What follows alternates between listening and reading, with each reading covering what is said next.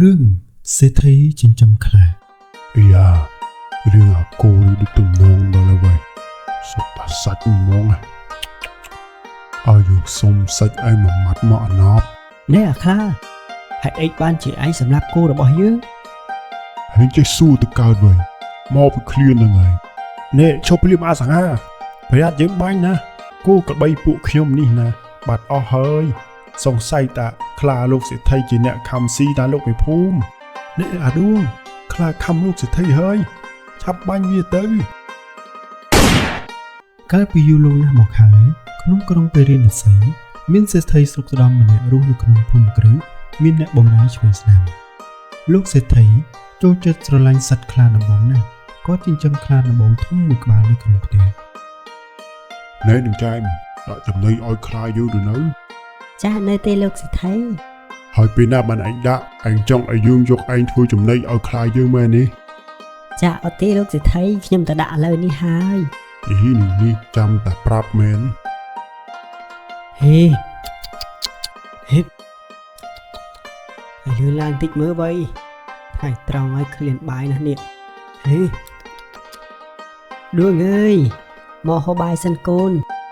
បាទម៉ែខ្ញុំបកហើយមួយនឹងគាល់ទៀតសិនម៉ែហេលឿនមកនេះមកអកូឯងហត់ហើយសម្រាប់សិនទៅស៊ីស្វាយនៅត្រង់នេះហើយណាកុំទៅណាឲ្យសោះវើយយើងទៅហូបបាយសិនយើងហូបបាយហើយចាំចុះស្រែជាមួយគ្នាណាឈ្ងុយដល់ហើយម៉ែថ្ងៃនេះយើងបានមកហូបអីដែរម៉ែជួយអីកូនថ្ងៃនេះម៉ែបុកត្រីស្វាយខ្ចីហ្នឹងណាថ្ងៃនេះហត់ទេកូនបាទម៉ែមិនអីទេអាគោទេដែលជាអ្នកហត់នោះម៉ែយាយសំនឹងដួងកំពុងតែសោះស្រូបអាហារថ្ងៃត្រង់ស្រាប់តែខ្លារបស់លោកសេដ្ឋីលបចេញមកចង់ស៊ីគោរបស់គាត់យ៉ា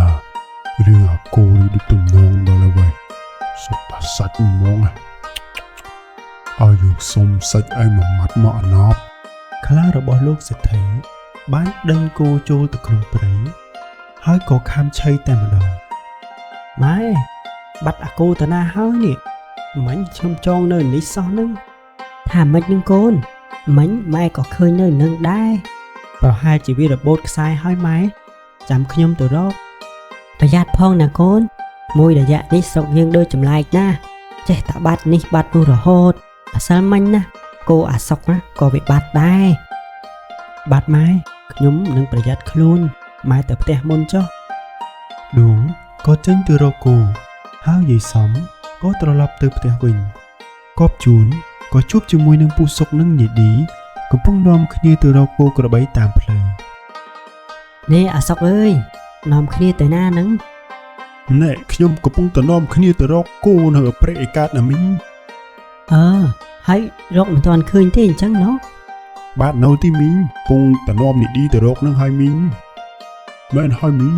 ក្បីខ្ញុំណាក៏បាត់ដែរពីថ្ងៃហើយរកមិនទាន់ឃើញទេអូអញ្ចឹងហ៎មិញនេះណាគោយើងក៏បាត់ដែរអាដួងកូនយើងណាបានចេញទៅរកបាត់ហើយយើងផ្ដាំជួយមើលវាផងណាបាទមីងមិនអីទេចាំខ្ញុំជួយមើលវាឲ្យពូសុកនិងឌីនាំគ្នាទៅរកគោក្របីបន្តចំណែកនាយឌូដើរទៅក៏ប្រទះឃើញខ្លាកំពុងតែស៊ីគោរបស់ខ្លួនហាខ្លានេះអាខ្លាហេតុអីបានជាឯងសម្លាប់គោរបស់យើងហើយចេះស៊ូទៅកើតវិញមកពីឃ្លានហ្នឹងហើយឯងហ៊ានសម្លាប់គោយើងមិនអោយឯងរួចខ្លួនទេយើងនឹងប្រាប់អ្នកស្រុកឲ្យសម្លាប់ឯងហើយឯងនិយាយនេះឯងដឹងទេថាយើងជាខ្លាលោកសេដ្ឋីណាគ្មានអ្នកណាហ៊ានធ្វើអីយើងទេទោះខ្លាអ្នកណាក៏មិនទុកដែរព្រោះឯងជាសត្វដេរឆានសម្លាប់គោក្របីអ្នកភូមិជុំអានេះឌឺណាស់វៃអត់ស្គាល់អញខ្លាទេអីហាស៊ីអានេះមួយទៀតសិននេះឈប់ភ្លាមអាសង្ហាប្រយ័ត្នយើងបាញ់ណា